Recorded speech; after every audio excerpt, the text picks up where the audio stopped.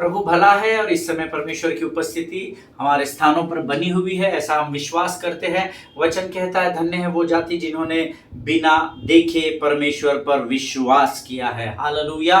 और अगर आप उस जाति का भाग है तो परमेश्वर की आंखें इस समय आपको और मुझे ताक रही है। प्रियो, जो बातें परमेश्वर दिन प्रतिदिन हमारे मध्य में आकर हमको बताता है, मैं विश्वास करता हूं आप लोग उन बातों को बड़ी गंभीरता से लेते हैं। आमीन।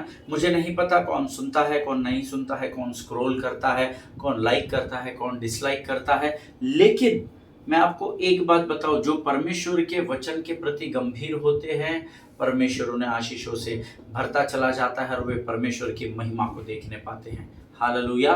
क्योंकि प्रियो, आज मेरा और आपका जन्म इस पृथ्वी पर हमारे माता के कोख में हमें इसलिए रखा गया और वहां से हमें इसलिए चुना गया ताकि हम इस संसार में अंधकार में पड़े हुए लोगों को ज्योति के मार्ग पर लेकर आए। हालेलुया। जैसे एक समय था जब आप और मैं अंधकार में थे, हमें सत्य का पता नहीं था और हम सत्य, शांति और आनंद के लिए भटक रहे थे, हम उसको खोज रहे थे। परमेश्वर ने हमसे प्रेम किया, उसने हमें चुना, उसने हमें बुलाया और फिर उसने हमें असीम शांति और अद्भुत आनंद से भर दिया। और हम सब जानते हैं कि हमारा परमेश्वर यीशु नासरी ही है जो स्वर्ग और पृथ्वी का परमेश्वर कहलाता है। हालेलुया। आमीन। आज उसी परमेश्वर का आदर करने के लिए, वो वचन जो पवित्र आत्मा हमें सिखाने के लिए हमारे मध्य में है, उन वचनों को ग्रहण करने के लिए ही परमेश्वर ने हमें यहाँ पर रखा है। मैं प्रभु का धन्यवाद देता हूँ। कल जो वचन हमने सीखे, परमेश्वर ने उसके द्वारा कई लोगों से बातचीत की और ये वचन जैसे जैसे हम वचन में गहराई में जा रहे हैं, मैंने आपसे पहले दिन कहा था, अगर आपने पहले दिन से इस अध्ययन को सुना है, कि थोड़ा सा कठिन होगा आपके लिए समझना और मेरे लिए समझाने के लिए, आप समझ सके सरलता से, इसलिए मैं पहले ही प्रार्थना कर रहा हूँ। आप भी मेरे लिए प्रार्थना कर रहे हैं कि मैं आपको सरल तरीके से समझा सकूं, ऐसा मैं विश्वास करता हूं।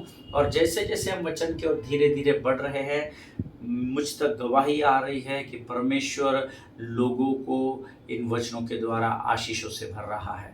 हालेलुया। प्रियो, आज फिर एक बार हम आशीषों को ग्रहण करने के लिए तैयार रहे, क्योंकि आज फिर एक बार वचन के द्वारा हम उन अद्भुत बातों को सीखने जा रहे हैं जो केवल और केवल पवित्र आत्मा ही सिखा सकता है। हालेलुया। उससे पहले क्यों ना रोज के समान हम कुछ वचनों को पढ़ेंगे, प्रभु की महिमा करेंगे, उसकी स्तुति प्रशंसा करेंगे और उसके नाम को ऊंचा उठाएंगे। आज हमने पढ़ने के लिए जो वचन चुने हैं वो पाए जाते हैं प्रियो नीति वचन की पुस्तक। मेरा बाइबल मेरे सामने रखा है, आप भी आपके बाइबल को अपने सामने लेकर बैठे, ऐसा मैं विश्वास करता हूँ। हम सब निकालेंगे नीति वचन, उसका 4था अध्याय, उसके 18 से 25 वचनों को हम पढ़ेंगे। नीति वचन उसका 4था अध्याय, उसके 18 से लेकर 25 वचन। और मैं जानता हूं कि आप लोग मेरे साथ इन वचनों को जोर से पढ़ने जा रहे हैं। Hallelujah. Let us read it with a loud voice. हम जोर से, ऊंची आवाज से इन वचनों को पढ़ेंगे। नीति वचन उसका 4था अध्याय, उसके 18 से 25 वचन। परंतु धर्मियों की चाल उस चमकती हुई ज्योतियों के समान है जिसका प्रकाश दोपहर तक अधिक अधिक बढ़ता रहता है। दुष्टों का मार्ग घोर अंधकार में है, वे नहीं जानते कि वे किससे ठोकर खाते हैं। हे मेरे पुत्र, मेरे वचन ध्यान करके सुन और अपना कान मेरी बातों पर लगा। इनको अपनी आंखों की ओट न होने दे, वरन अपने मन में धारण कर, क्योंकि जिनको वे प्राप्त होती है वे उनके जीवित रहने का और उनके सारे शरीर के चंगे रहने का कारण होती है। सबसे अधिक अपने मन की रक्षा कर, क्योंकि जीवन का मूल स्रोत वही है। टेढ़ी बात अपने मुंह से मत बोल और चालबाजी की बातें कहना तो उससे दूर रहे। तेरी आंखें सामने ही की ओर लगी रहे और तेरी पलकें आगे की ओर खुली रहे। हालेलुया। परमेश्वर इन पढ़े हुए वचनों के द्वारा हम में से प्रत्येक को आशीष दे, ऐसी मैं प्रभु से प्रार्थना करता हूँ और विश्वास करता हूँ कि आप लोगों ने मेरे साथ ये वचन पढ़ा है। वचन 18 वचन में लिखा हुआ है, धर्मियों की चाल उस चमकती हुई ज्योति के समान है। हालेलुया। उस चमकती हुई ज्योति के समान है जिसका प्रकाश दोपहर तक अधिक अधिक अधिक बढ़ता रहता है। अब चमकती हुई ज्योति, दोपहर से दोपहर जैसे समय बढ़ता है तो प्रकाश किसका अधिक होता है? सूर्य का प्रकाश है ना। सुबह 8:30 10 बजे की धूप और दोपहर की 12 और 1 बजे की धूप में फर्क होता है, और अधिक चमकती चली जाती है धूप। आमीन। और वचन कहता है कि धर्मियों की चाल को, अर्थात आपके और मेरे जीवन को, परमेश्वर ने उस चमकती हुई ज्योति के समान ही तैयार किया है। हालेलुया। आमीन। प्रिय, परमेश्वर किसी मनुष्य का कर्जदार नहीं है, हम सब जानते हैं। अगर आप धर्मी की चाल चलेंगे तो आपका प्रकाश, अर्थात आपके जीवन के द्वारा लोग उस ज्योति, अंधकार से निकलकर ज्योति में बढ़ते चले जाएंगे, और आपके जीवन की गवाहियों का प्रकाश लोगों के जीवनों को बचाता चला जाएगा। हालेलुया। दुष्टों का मार्ग घोर अंधकार में है, वे नहीं जानते कि वे किससे ठोकर खाते हैं। कई बार क्या होता है, दुष्ट ठोकर खाता है परंतु उसको पता नहीं पड़ता है कि उसको पड़ी है, उसको वो ठोकर समझ में नहीं आती है। आमीन। लेकिन प्रभु का वचन कहता है कि जैसे धर्मी की चाल ज्योति के समान है जो चमकती चली जाती है, वैसे दुष्ट का जीवन घोर अंधकार में है। इसलिए जो आपके विरोधी है, जो आपके विरोध में बोलते हैं, विरोध में कार्य करते हैं, बैकबाइटिंग करते हैं, स्टैबिंग करते हैं, उनसे आपको निराश और हताश होने की जरूरत नहीं है, क्योंकि उनको ऐसा लग रहा है कि वो धर्मी की चाल को बिगाड़ रहे हैं, परंतु वो ये भूल चुके हैं कि वो अंधकार में है। और वचन में लिखा है, अंधकार और ज्योति का भला क्या मेल हो सकता है। हालेलुया। जिनके सुनने के कान हो वो सुन ले, प्रभु क्या कहना चाहता है। आगे वचन में लिखा है, हे मेरे पुत्र, मेरा वचन ध्यान करके सुन। आमीन। और अपने कान मेरी बातों की ओर लगा, संसार की बातों की ओर नहीं। कौन मेरे विषय में क्या कह रहा है, वो मेरे विषय में क्या बोल रहा है, वो बहन मेरे विषय में क्या सोच रही है, अपने कानों को संसार की बातों की ओर मत लगाइए, क्योंकि कुछ तो लोग कहेंगे, लोगों का काम है कहना। आमीन। वचन में बहुत सटीक रूप से मुझे और आपको लिख के दिया है, हमको कहाँ कानों को लगाना है। हे मेरे पुत्र, मेरे वचन ध्यान करके सुन। लोगों के बोल वचन नहीं, परमेश्वर के वचनों की ओर अपने कानों को लगाइए। ये जो हम बाइबल स्टडी रोज यहाँ पर करते हैं, इसकी ओर जब आप गंभीरता से अपने कानों को लगाएंगे, यकीन जानिए स्वर्ग के परमेश्वर की वाणी जब आपके कानों के द्वारा आपके हृदय और आपके मन पर हावी होगी, तो तेरे सब काम सफल होंगे। ऐसा वायदा परमेश्वर ने यहोशू की पुस्तक उसके पहले अध्याय के 9वें वचन में किया है। हालेलुया। जब व्यवस्था की पुस्तक यहाँ पर रहेगी, जब ये कब यहाँ पर आएगी, जब आप ध्यान करके परमेश्वर के वचनों को सुनेंगे। हे मेरे पुत्र, मेरे वचन ध्यान धर के सुन और अपने कान मेरी बातों पर लगा। हालेलुया। मैं विश्वास करता हूं आप लोग जो रोज यहाँ पर वचन को सुनते हैं, आप संपूर्ण आत्मा, होल हार्टेडली और पूरे हृदय के साथ, पूरे मन के साथ इन वचनों को ध्यान धर के सुनते हैं, और मैं विश्वास करता हूं कि इसका प्रतिफल आप दिन प्रतिदिन प्राप्त भी कर रहे हैं। आमीन। आगे वचन में लिखा है, इनको अपनी आंखों की ओट न होने दे, वरन अपने मन में धारण कर। हालेलुया। जो वचन आप पढ़ रहे हैं उनको अपने आंखों से ओझल ना होने दे। शत्रु कोशिश करेगा कि इस पवित्र शास्त्र को बंद कर दे, ताकि ये वचन आपकी नजर से दूर हो जाए, परंतु परमेश्वर कहता है इनको तेरी आंखों से ओझल या ओट न होने दे, अर्थात दिन प्रतिदिन तेरा ध्यान तो इन वचनों में धरे रखना। हालेलुया। इनको अपनी आंखों की ओट न होने दे, वरन अपने मन में धारण कर। वचन को मन में धारण करने के लिए आपको वचन को पढ़ना पड़ता है, आपको वचन को अंगीकार करना पड़ता है, तब वे आपके मन में धारण हो जाएंगे। आमीन। आपके मन में वो बस जाएंगे, क्योंकि जिनको वे प्राप्त होती है वे उनके जीवित रहने का और उनके सारे शरीर के चंगे रहने का कारण होती है। For they are life to those who find them and healing to all their flesh. खोजिए, ढूंढो तो मिलेगा, ढूंढो तो प्राप्त करेंगे, मांगो तो दिया जाएगा, ढूंढो तो मिलेगा। वचन में लिखा है, मैंने ये वचन नहीं लिखा, परमेश्वर की पवित्र आत्मा की प्रेरणा के द्वारा ये पूरा वचन जीवित रूप में हमें दिया गया है। प्रियो, मांगो तो तुम्हें दिया जाएगा, ढूंढो तो तुम पाओगे, और खटखटाओ तो तुम्हारे लिए खोला जाएगा। और 22वां वचन कहता है, for they are life to those who find them. आमीन। तो पास साहब हम तो रोज पवित्र शास्त्र पढ़ते हैं और रोज हम प्रभु के साथ संगति करते हैं, रोज हम आराधना करते हैं, धन्यवाद और प्रार्थना और उपवास करते हैं, फिर भी हमारे शरीरों में बीमारियां क्यों है? अगर है तो और अधिक वचन पढ़िए। हालेलुया।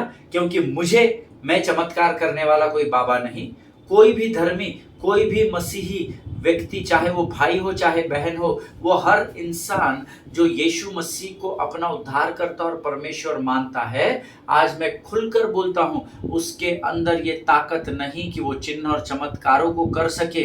लोग कहते हैं कि यीशु मसीह बीमारों को चंगा करता है। यस, यीशु मसीह ही है जो बीमारों को चंगाई प्रदान करता है। हालेलुया। यीशु के अलावा और कोई नहीं जिसके पास चंगाई देने का अधिकार है। हालेलुया।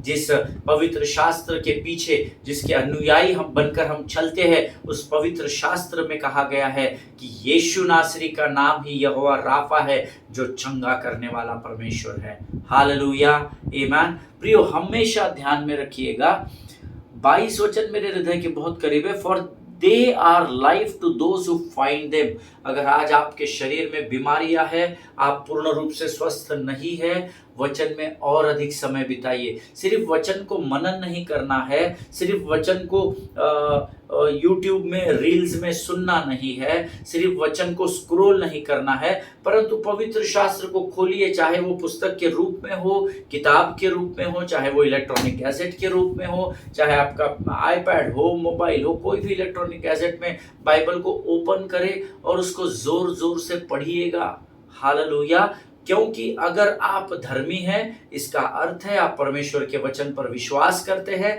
और अगर आप प्रभु के वचन पर विश्वास करते हैं तो उस प्रभु के वचन में लिखा है, क्योंकि जिनको वे प्राप्त होती है वे उनके जीवित रहने का और उनके सारे शरीर के चंगे रहने का कारण है। सिर्फ हाथ पांव के चंगे रहने का कारण ऐसा नहीं लिखा है। आपके शरीर में सर के बाल से लेकर पांव के नाखून और तलवों तक कोई भी बीमारी रहेगी, परमेश्वर के वचन उस बीमारी से आपको निजात दिलाएंगे। हालेलुया, आमीन। सबसे अधिक अपने मन की रक्षा कर, क्योंकि जीवन का मूल स्रोत वही है। आमीन। अगर हमको ये आज्ञा के रूप में दिया गया है, इसका मतलब है हमको इसका पालन करना है। Hallelujah. Keep your heart with all vigilance, For from it flow the springs of life। सबसे अधिक अपने मन की, अपने हृदय की रक्षा कर, ऐसा लिखा है। आमीन। क्योंकि सारे अच्छे और बुरे काम यहीं से होंगे।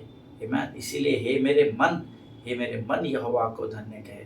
हे मेरे मन, उसके किसी भी उपकार को न भूलना। सबसे अधिक अपने मन की रक्षा कर, क्योंकि जीवन का मूल स्रोत वही है। टेढ़ी बात अपने मुंह से मत बोल, और चालबाजी की बातें कहना तुझसे दूर रहे। हालेलुया। ये बहुत इंपॉर्टेंट और अद्भुत वचन है जो प्रभु ने हमको आज दिया है। Put away from your crooked speech and put devious talk far from you. टेढ़ी बात अपने मुंह से मत बोलना भाई, टेढ़ी बात अपने मुंह से कभी भी मत बोलना बहन। क्रोध आएगा, क्रोध तुम्हें उकसाएगा कि तुम टेढ़ी और गलत बातों को और नकारात्मक बातों को अपने मुख से अंगीकार करें, परंतु उससे बचाव आप चाहते हैं तो ये वचन परमेश्वर ने आज मुझे और आपको दिया है कि टेढ़ी बातें अपने मुंह से मत बोल, और चालबाजी की बातें कहना तुझसे अर्थात तेरे जीवन से दूर रहे। ये प्रार्थना में रखिए आप। मोटर, बंगला, लड़की, नौकरी, छोकरी, छोकरा, ये मत मांगिए। हे प्रभु, मुझे सामर्थ दे, मुझे बल दे, ताकि टेढ़ी बात मेरे मुंह से न निकले और चालबाजी की बातें कहना मुझसे दूर रखना प्रभु। आमीन। हालेलुया। जब आप ऐसी प्रार्थनाओं को यीशु नासरी के नाम से पिता से मांगते हैं, पिता आपकी प्रार्थनाओं का उत्तर जरूर देगा। आमीन। 25 वचन कहता है, तेरी आंखें सामने ही की ओर लगी रहे और तेरी पलकें आगे की ओर खुली रहे। हालेलुया। अब तेरी आंखें सामने की ओर लगी रहे, इसका अर्थ है कि अपने पास्ट में, अपने भूतकाल में झांक कर देखने की आपको जरूरत नहीं, क्योंकि आपके भूतकाल में शत्रु आपको लेकर जाने की, पीछे देखने की को दिखाने की आपको कोशिश करेगा ताकि आप सामने ठोकर खाकर गिर जाए। लेकिन परमेश्वर का वचन कहता है कि तेरी आंखें सामने ही की ओर लगी रहे, पिछला सब भूल कर आगे में दौड़ा चलो।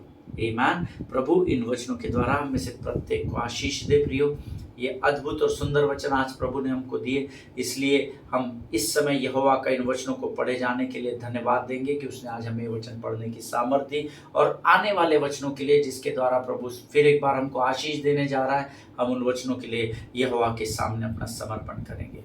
खुदावंद प्रभु यीशु मसीह के सामर्थ्य मीठे जीवित नाम के लिए हम तेरा धन्यवाद देते हैं।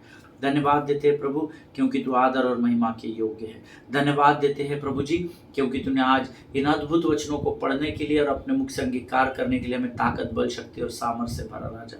प्रभु इस समय हम अपने शरीर, प्राणात्मा और बुद्धि को तुझे सौंपते हैं पिता। प्रभु जी हम प्रार्थना करते हैं परमेश्वर पिता, यीशु नासरी के नाम से हम तेरे चरणों में आते हैं प्रभु, क्योंकि हम जानते हैं कि तेरे चरणों में ही हमें सुकून और शांति प्राप्त होती है। प्रभु जी हमारी सहायता कर, हमारी मदद कर, इन वचनों को समझने के लिए हमें बुद्धि और ज्ञान दे। इस समय हम अपने आप को यीशु मसीह के लहू में सुरक्षित करते हैं। प्रार्थना को तूने स्वीकार किया, विश्वास करते हैं और विनती को धन्यवाद के साथ हमारे उद्धारकर्ता और हमारे परमेश्वर यीशु नासरी के सामर्थ्य नाम में मांगते हैं। सुन और बड़ी दया से ग्रहण कर, आमीन। हालेलुया। प्रभु भला है और उसकी करुणा सदा की है। आप सबों को फिर एक बार सलाम। हमने कल कुछ अद्भुत बातों को पौलुस के जीवन से सीखा था, और हम एक बहुत ही अलग विषय को इन दिनों सीख रहे हैं, और मुझे खुद को बहुत आश्चर्य हुआ जब प्रभु ने मुझे इस विषय को दिया, क्योंकि मैं इस विषय को एक्सपेक्ट नहीं कर रहा था। प्रभु का धन्यवाद हो कि परमेश्वर ने ये बातें हमें सिखाई। और कल मैंने आपको सिखाया था कि जब पौलुस को उन लोगों के सामने, उस बड़ी भीड़, यहूदी भीड़ के सामने रखा जाता है, तो पौलुस फरीसी और सदुकियों के उस वाद विवाद को देखकर वो सेनेड्रिन से कहता है, या वो जनरल से कहता है कि इनकी तो आपस में नहीं बनती, ये क्या एक मत से मुझे मार डालने की योजना को बना रहे हैं, या मारे डाले जाने की विनती तुझसे कर रहे हैं, क्योंकि ये तो स्वयं आपस में बटे हुए, इसमें तो आधे लोग पुनरुत्थान पर विश्वास करते, आधे पुनरुत्थान पर विश्वास ही नहीं करते। और पौलुस बड़ी बुद्धिमानी के साथ फरीसी और सदुकियों में एक विवाद उत्पन्न हो जाता है। पौलुस के एक स्टेटमेंट से वो विवाद उत्पन्न होता है, और फिर वो पौलुस के विवाद को छोड़कर आपस में पुनरुत्थान की सामर्थ्य है या नहीं, इस पर आपस में ही लड़ने लगते हैं। हालेलुया। और कल मैंने आपको बताया था उनमें से 40 कट्टर यहूदी समर्थक लोग इस बात की शपथ लेते हैं कि ना तो हम खाएंगे, ना तो पिएंगे, ना तो सोएंगे, जब तक कि हम पौलुस को मौत के घाट न उतार दे। और फिर वो एक योजना बनाते हैं, और फिर विनती करते हैं कि उसको वापस एक बार सेनेड्रियन में, अर्थात उस महासभा में पेश किया जाए, उन 71 लोगों के आगे जो इसका फैसला करेंगे, और फिर हम उस फैसले को लेकर तेरे सामने फिर एक बार आएंगे। और ऑलमोस्ट जनरल जो है वो इस बात के लिए तैयार भी हो जाता है, लेकिन एक भयंकर षड्यंत्र को ये 40 लोग बनाते हैं जिन्होंने पौलुस को मार डालने की शपथ खाई थी कि जब पौलुस कैद खाने से उस काउंसिल के सामने, सेनेड्रियन काउंसिल के सामने लेकर जाया जाएगा, तो हम इसको बीच में घात कर देंगे, बीच में मार देंगे। और कहीं ना कहीं से ये खबर पौलुस के नेफ्यू तक, उसके भांजा या भतीजा जो भी है, उस तक पहुंचाई जाती है, और वो ये बात जा कर के जनरल को बता देता है। और उसके कारण अब जनरल उनको, पौलुस को उस भीड़ के सामने पेश करने से मना कर देता है। हालेलुया। ऑलवेज रिमेंबर, कल मैंने आपको ये बात बताई थी, जो लोग कल लिखना भूल गए थे वो आज नोट्स में लिख सकते हैं। हमेशा इस बात को स्मरण रखें that whenever the enemy tries to set up your trap, God always knows what's about to go down. Hallelujah. जब कभी भी शत्रु आपके विरोध में एक जाल को फैलाता है, या बहलिया जब कभी भी आपको फंसाने के लिए जाल को बुनता है, या उसको ट्रैप, उस जाल को बिछाता है, उससे पहले ही परमेश्वर को ये पता है कि उस जाल में से आपको और मुझे कैसे बाहर निकाल कर आज़ाद रखना है। हालेलुया, आमीन। और फिर पौलुस का रिश्तेदार जिसने इस योजना को सुन लिया, वो क्लौडियस के पास जाकर इस बातों का सारा वृत्तांत उसे बता देता है, और तब क्लौडियस पौलुस को काउंसिल के पास भेजने की योजना को रद्द कर देता है और उसे फिलिक्स के पास भेजता है। यहाँ पर कल शायद हमने ख़त्म किया था, जो उन दिनों में यहूदियों का राज्यपाल, जिसको हम आज कहते हैं गवर्नर, महाराष्ट्र के राज्यपाल, मणिपुर के राज्यपाल, दिल्ली के राज्यपाल, the governor of Punjab, the governor of Kerala, the governor of Andhra, Telangana, हम कहते हैं ना, राज्यपाल कहते हैं उसको हिंदी में। अब जब इतना गड़बड़ हो रहा है तो फिर क्लॉडियस एक निर्णय लेता है और वो उसे यहूदियों के राज्यपाल अर्थात यहूदियों के द गवर्नर ऑफ जूडिया, है ना, यहूदियों के उस गवर्नर के पास जिसका नाम फिलिक्स है, उसके पास उसको न्याय के लिए भेजता है। And this Felix was appointed by Claudius as the Roman governor. आमेन। रोमन गवर्नर ऑफ जूडिया, ये यहूदियों का गवर्नर है, पर ये यहूदी नहीं है, ये रोमी होता है जो यहूदियों पर राज्य कर रहे हैं। तो ये आपने देखिए, जैसे अभी बीजेपी की सरकार महाराष्ट्र में है तो वो गवर्नर को अपॉइंट करते हैं। आमेन। सो वो गवर्नर अपोजिशन का नहीं होता है, वो गवर्नर रूलिंग पार्टी का होता है। आमेन। या वो गवर्नर ऐसा बोलकर नियुक्त किया जाता है कि वो रूलिंग पार्टी का है, पर हम महाराष्ट्र और भारत देश की परिस्थितियों को और सत्य को जानते हैं कि हमारे यहाँ क्या हो रहा है। हालेलुया। सो यहाँ पर ये जो फिलिक्स था, जो यहूदियों के ऊपर राज्यपाल के उस पोस्ट पर या उस पद पर नियुक्त किया गया था, he was not appointed by Judea, the people of Judea. ये यहूदी लोगों ने इसको अपना राज्यपाल नियुक्त नहीं किया था, but Felix was appointed by Claudius himself as the Roman governor of Judea to enforce Roman law and to collect taxes from the people of Judea. Amen. इस गवर्नर को इसलिए यहूदियों पर नियुक्त किया गया था ताकि वो रोमी शासन को, रोमन व्यवस्था को, रोमी कानून व्यवस्था को इन लोगों के ऊपर लाद सके और इनसे कर वसूल कर सके। आमेन। टैक्सेस को वसूल कर सके, इसलिए फिलिक्स को वहां अपॉइंट किया जाता है। और अब यहाँ क्लॉडियस अपना दिमाग लगाता है और वो क्या करता है, वो फिलिक्स के पास, जो यहूदियों का गवर्नर है, उसके पास पौलुस को उसकी अगली सुनवाई के लिए भेज देता है। एंड फिलिक्स वाज, हम सब इस बात को जानते हैं, इसलिए हम उसकी गहराई में नहीं जाएंगे। We all know that the Felix was replaced in the place of Pontius Pilate. हालेलुया। फिर एक बार बताता हूँ, जो नोट्स लिखते हैं वो लिख लीजिए। Felix was replaced,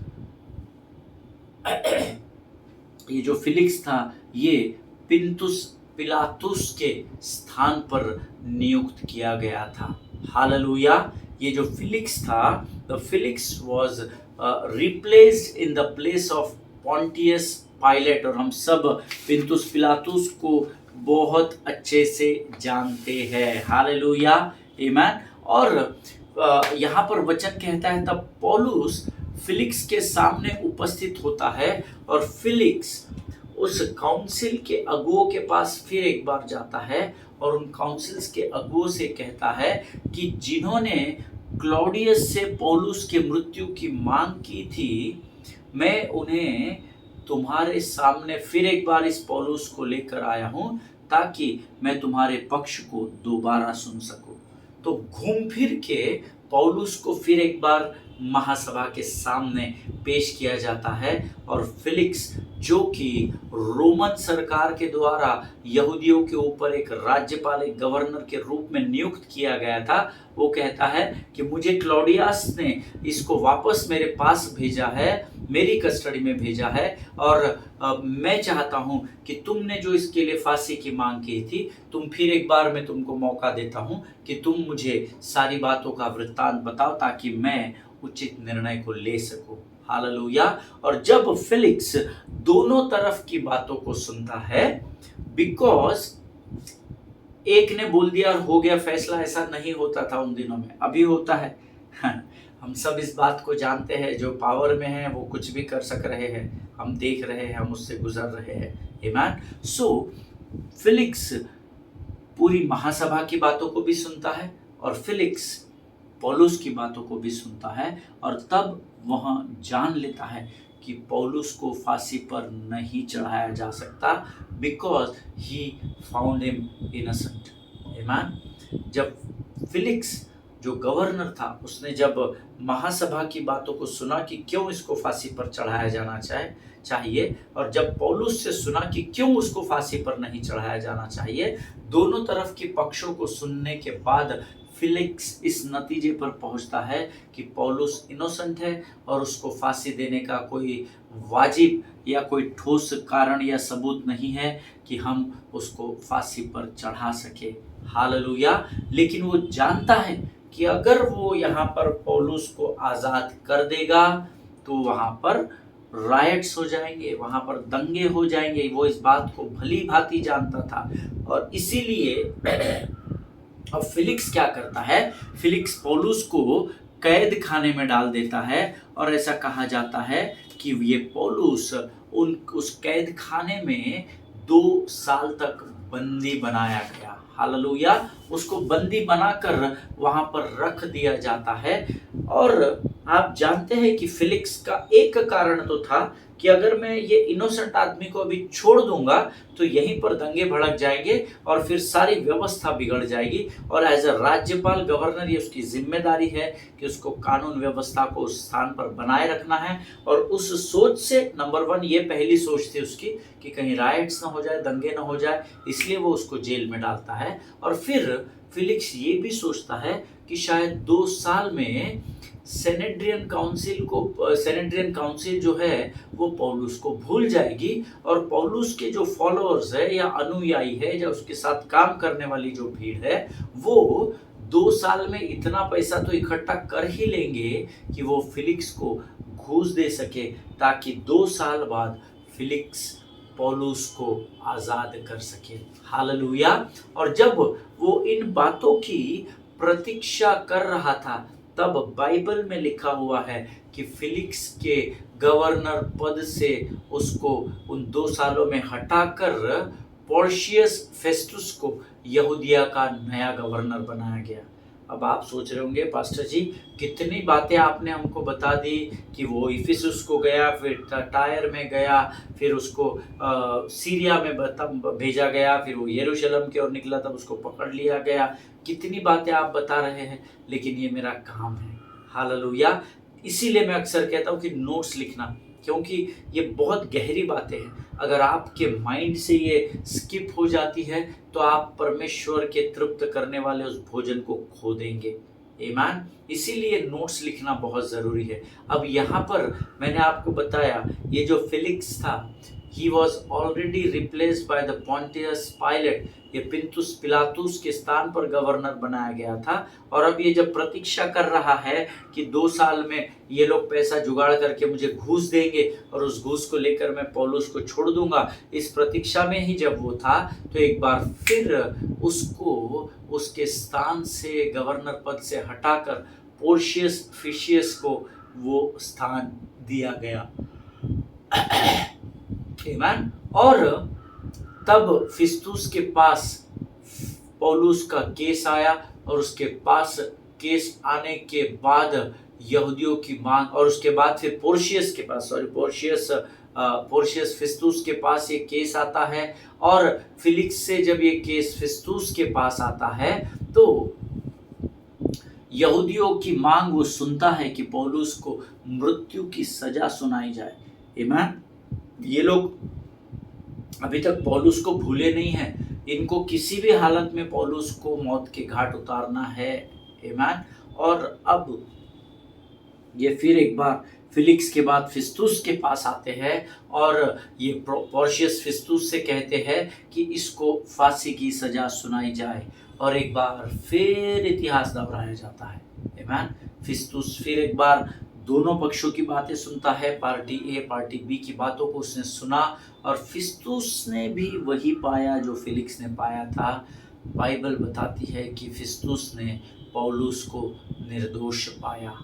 hallelujah. फिर एक बार यहाँ पर वो जो पूरा विवरण सुनता है, क्या हुआ कैसे हुआ, फिर पौलुस की बात को सुनता है, सेनेड्रियन काउंसिल को सुनता है, पर सब सुनने के बाद वो भी इस बात में कन्विंस्ड हो जाता है कि पौलुस पूरी तरह से निर्दोष पूरी तरह से निर्दोष है। हालेलुया। और फिर उसने पौलुस से पूछा, क्या तू वापस यरूशलेम नहीं जाना चाहता क्या? है ना, वो दोनों तरफ के पक्षों को सुनता है और फिर फिस्तुस कहता है, तू तो यरूशलेम जाने के लिए निकला था ना, तो तू यरूशलेम वापस नहीं जाना चाहता है क्या? और तब बाइबल ऐसा बताती है कि पौलुस फिस्तुस से कहता है, मैं एक रोमी हूं और मैं नहीं चाहता कि मेरे ऊपर जो इल्जाम लगाए गए हैं उसका न्याय यरूशलेम में यहूदी लोग करें, क्योंकि मैं एक रोमन हूं और मैं रोमी होने के नाते से इन यहूदियों का यह अधिकार नहीं कि ये मेरा न्याय इनके स्थान में कर सके। और पौलुस उनसे कहता है, फिस्तुस से कहता है कि तूने मेरी बात को सुना, तूने इनकी भी बात को सुना, और क्योंकि खुलकर फिस्तुस कह नहीं पा रहा है कि वो निर्दोष है, इसलिए वो घुमा कर कहता है, क्या तू यरूशलेम नहीं जाना चाहता? तो बोलता नहीं, मैं रोमन सिटीजनशिप का मैं मूल रोम का निवासी हूं और ये इन लोगों को यह अधिकार नहीं, यहूदियों को यह अधिकार नहीं कि वो मेरी सजा को तय कर सके, but I demand my right to go to Rome and stand before the emperor and tell the emperor about Jesus Christ. Hallelujah. वो इनफैक्ट फिस्तुस से कहता है कि मैं एक रोमन सिटीजनशिप का इंसान हूं और मैं अपने अधिकार का इस्तेमाल करते हुए तुझसे ये विनती करता हूं कि मुझे रोम के साम्राज्य के राजा के सामने, रोम के एम्परर के सामने खड़ा किया जाए, ताकि मैं उसके सामने खड़े होकर वो जो जीवन की गवाही, जो दमिश्क के मार्ग पर मेरे साथ जो घटा, जो मैंने अभी तुझे बताया, जो तेरे पहले मैंने फिलिक्स को भी बताया, जो फिलिक्स के पहले मैंने क्लॉडियस को भी बताया, तो मैं अपने अधिकार का इस्तेमाल करते हुए तुझसे विनती करता हूं कि मुझे रोम के एम्परर के सामने पेश किया जाए, ताकि मैं इन्हीं बातों का विवरण सटीक रूप से रोमन के एम्परर के सामने, राजा के सामने कर सकूं। हालेलुया। और इन सारी बातों को जब फिगर आउट करने, जब इन सारी बातों को सुनकर जब फिस्तुस उसको फिगर आउट करने में लगा हुआ है, उसके ऊपर निर्णय लेने में लगा हुआ है, तभी बाइबल ऐसा बताती है, हेरोद अग्रिप्पा राजा 2, the grandson of Herod the Great, आमेन, जो सीनियर नंबर 1 हेरोद राजा का जो पोता है, अग्रिप्पा 2, हेरोद अग्रिप्पा 2, ये उस महान हेरोद राजा, उस दुष्ट हेरोद राजा का पोता है, जिसने यीशु मसीह को जब वो बच्चा था तब मारने की आज्ञा दी थी। हम सब सीख चुके हैं 2 साल के सारे बच्चों को मार डालने की जिस अग्रिप्पा ने आज्ञा दी थी, जिस हेरोद ने आज्ञा दी थी, हेरोदोस ने आज्ञा दी थी। अब उसी हेरोदोस का जो पोता है, जो हेरोदस द किंग के बेटे का बेटा है, वो अब यहाँ पर इस गवर्नर से मिलने आता है, फिस्तुस से मिलने आता है, और अपनी पत्नी, जो कि शायद उसकी बहन भी थी, उसकी कज़न भी है, उसके साथ फिस्तुस से यहाँ पर मुलाकात करने आता है। और तब फिस्तुस जो है वो पौलुस को एक भाई बहन के सामने, बोल सकते हैं पति पत्नी के सामने लेकर आता है, ये सोचकर कि शायद ये दोनों जब सारी बातों को इसके सुने तो शायद ये लोग किसी मार्ग को निकाल सके और ये लोग किसी कॉन्क्रीट डिसीजन पर, एक महत्वपूर्ण डिसीजन पर आकर शायद मुझे गाइड कर सके। आमीन। आज मैं चाहता हूं कि मैं यहाँ पर समाप्त करूं, ताकि हम कल इसकी और आगे गहराई में जाकर इन वचनों को सुने और परमेश्वर से सीखें। मेरा विश्वास है आज जो बातें आपने सीखी है वह अगर आपने गंभीरता से ग्रहण की है तो ये बातें परमेश्वर जीवन के अंत तक आपकी स्मरण शक्ति में बना कर रखेगा। हालेलुया। इसीलिए मैंने आपसे शुरुआत में कहा था, कल भी मुझे कुछ लोगों ने कहा, इतनी गहराई में आप बातें बता रहे हैं पास्टर जी, हमने तो इतने वर्षों में इतनी गहराई में कभी ये वचन तो नहीं सुना। आमीन। आप ये वचन को अगर आत्मसात करना चाहते हैं, अगर आप इन वचनों को पूर्ण रूप से अपने अंदर समाना चाहते हैं, तो आप नोट्स लिखना आरंभ करें। आमीन। क्योंकि कई बार हमारी हार्ड डिस्क जो है वो क्रश हो जाती है। आमीन। इसीलिए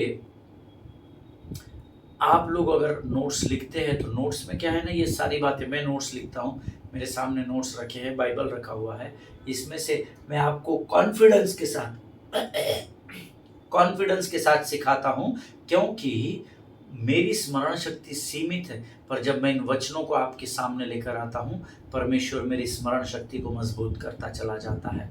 हालेलुया। सो आज हम यहाँ पर समाप्त करेंगे, कैसे फिलिक्स को फिस्तुस के साथ रिप्लेस किया गया, कैसे जब फिस्तुस ने भी ये सुना तो फिस्तुस ने पौलुस को निर्दोष पाया, और तभी जब वो उचित डिसीजन लेने के ऊपर अपने सिर को खुजा रहा होगा कि क्या करना चाहिए, तो निर्दोष है, इसको कैसे फांसी पर चढ़ाए, इसको कैसे जान से मार डाले, तभी Agrippa the grandson of great Herod वहां पर आता है। वही ग्रेट हेरोद का ये पोता है जिसने यीशु मसीह को बचपन में मारने की आज्ञा दी थी, और वो आता है, और तब फिस्तुस उससे कहता है कि तू और तेरी बहन या तेरी पत्नी जब मेरे से मुलाकात करने आए हो तो वो इनकी सहायता और मदद की पेशकश करता है कि मेरे पास पौलुस है, एक बंदी है जो यीशु मसीह के सुसमाचार का प्रचार करता है, जिसके विरोध में कुछ यहूदियों ने, सेनेड्रियन काउंसिल ने उसको फांसी पर चढ़ाने की मुझसे विनती की है, तो तुम दोनों मेरी सहायता और मदद करो, तुम उसका पक्ष सुनो और तुम मुझे उचित मदद करो कि इसके साथ हमने कैसा व्यवहार करना चाहिए। हालेलुया। आज हम यहाँ पर समाप्त करेंगे, कल हम यहाँ से आगे के वचनों में बढ़ेंगे। मैं विश्वास करता हूँ कि परमेश्वर ने आज के इन वचनों के द्वारा आपको जरूर आशीष दी है। हालेलुया। आइए हम अपनी आंखों को बंद करें और प्रार्थना करें। खुदावंद प्रभु यीशु मसीह के सामर्थ्य मीठे जीवित नाम के लिए धन्यवाद देते हैं परमेश्वर पिता, तेरी उपस्थिति के लिए। प्रभु तू महान और जीवित परमेश्वर है, हम तेरा धन्यवाद देते हैं। आज प्रभु जो बातें हमने सीखी उसके लिए हम तेरा धन्यवाद देते हैं। प्रभु जी, जो अद्भुत बातें तू हमको बताता है राजा, उसके लिए हम तेरा धन्यवाद देते हैं। जितनों ने सुना उन्हें आशीष दे, सारी बातों में महिमा तुझको देते हैं। आगे का संपूर्ण समय तुझे सौंपते हैं। विनती को धन्यवाद के साथ यीशु नासरी के नाम से मांगते, सुन और कबूल कर, आमीन। हालेलुया। प्रभु भला है और उसकी करुणा सदा सदा की है। इजराइल के लिए प्रार्थना करें, भारत देश के लिए प्रार्थना करें, अपने पासवानों के लिए, उनके परिवारों के लिए प्रार्थना करें, हमारे देश के प्रधानमंत्री, राष्ट्रपति और तमाम सेंट्रल स्टेट के मिनिस्टर्स के लिए प्रार्थना करें, ताकि हम इनके लिए प्रार्थनाओं को करके अपने देश के लिए आशीष को देख सके। हालेलुया। इस देश के संविधान में जो अधिकार मुझे और आपको सुसमाचार का प्रचार करने के लिए दिए गए हैं, उसका भरपूराई से इस्तेमाल करें। आमीन। और इस सुसमाचार का प्रचार करते समय इस बात को ध्यान में रखे, स्मरण रखे कि हमें ये सारे कार्य अपने देश के कानून व्यवस्था का पालन करते हुए करना अनिवार्य है। आमीन। हम मसीह लोग हैं, हम प्रभु के पीछे शांति और आनंद के सुसमाचार को फैलाने वाले लोग हैं, हम मनुष्य के विरोधी नहीं हैं। आमीन। प्रभु आप सबों को इस बात को समझने में सहायता और मदद करें। कल हम फिर मुलाकात करेंगे। स्वस्थ रहें, सुरक्षित रहें। सभी को जय मसीह की। God bless you all.